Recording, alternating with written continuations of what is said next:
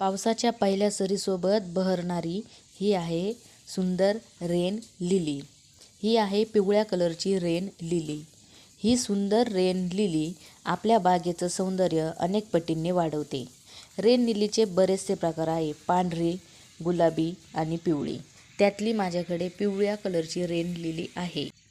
हे आहे जमिनीवर पसरणारं मॉस रोज या फुलाचं झाड।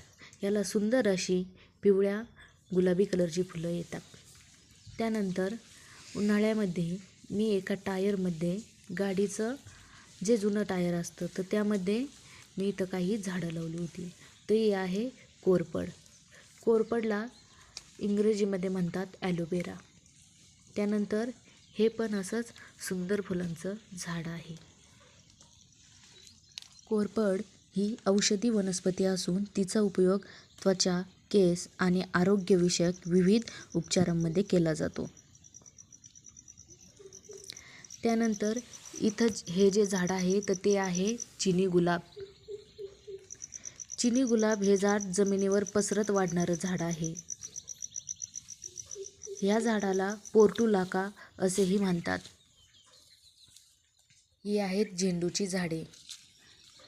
या झेंडूला लहान लहान फुले येतात। त्यानंतर इथे जे दिसत आहे तर हे आहे हळदीचं रोप।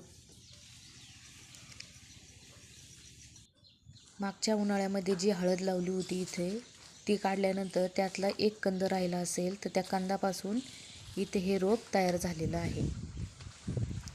सुंदर असं हे आहे हळदीचं छोटंसं रोप। त्यानंतर ही आहेत अळूची पाने। या अळूच्या पानापासून अळूवडी भाजी बनवली जाते। अळूच्या पानामध्ये जीवनसत्व ए, सी, आयर्न आणि कॅल्शियम असते। व्हिडिओ आवडल्यास लाईक करा, शेअर करा आणि चॅनलला सबस्क्राईब करा। थँक्यू।